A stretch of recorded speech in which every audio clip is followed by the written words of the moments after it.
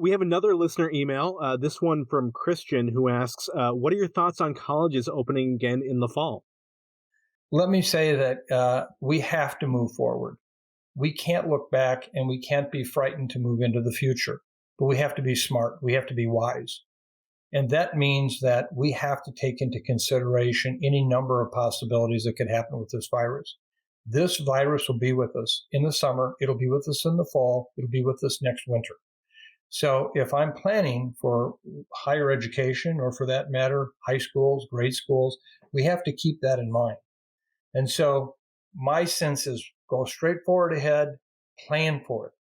But you're going to have to be mindful of what that means. And actually, there's a number of scenarios that are playing out right now in higher education. I've been advising one of the major associations for college presidents on this issue, as well as being on the board of regents of a college, Luther College of Decorah, Iowa, plus being a member of the University of Minnesota faculty advising the president. And there are at least 15 different scenarios we've identified for the fall, where one, which some have just, I think, college presidents have used far more bravado than they should, where they're just going to go back to normal. I think that denies the reality of what this virus could do. Maybe we won't have a peak, but even if we don't have a peak, there'll still be virus activity. Some are talking about a late start as a possibility to see if that peak's going to happen. Others are trying to move the fall to the spring. We have some are talking about a first year in intensives where basically your freshmen come in, other students are juniors, sophomores, juniors, and seniors continue to learn remotely. Some people have talked about graduate students only.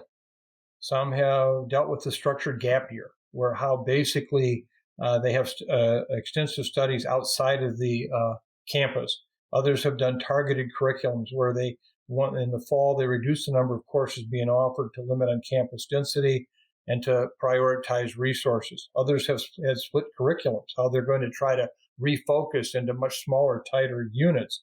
And that, along with block plans, would give them, well, we can get 3 or 4 weeks in. That will give credit. And if something happens, then we can quickly move out of that to another area. There are surely programs around students and residents, low residency models, which I think will be the case. And I could go on, but colleges and universities are clearly looking at a whole new reality, a new normal. And it's interesting because in one of the conference calls where I was advising a number of major senior college presidents, it was a question was asked, and it was really thoughtful in the way that it was asked, because it was not about tell me what to do. Tell me what's going to happen, and then it's my job to figure out what to do. And I realized that is one of the challenges we can't address. I wish I could. I wish I could tell you which of those 3 scenarios or hybrids of those 3 scenarios were going to happen. I don't know. I wish I could tell business people that. I wish I could tell healthcare providers that. We can't. So unfortunately, it's all about situational awareness.